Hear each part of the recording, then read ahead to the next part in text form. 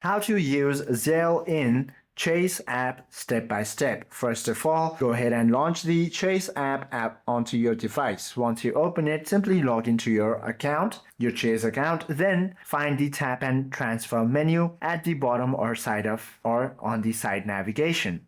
Then tap the send money with Zelle option, pick the primary checking account you want to link, select your mobile number or email address, type the OTP sent to your phone or email, then agree to the service conditions to finish the enrollment. Once you connect your account, you simply have to now proceed to send the money.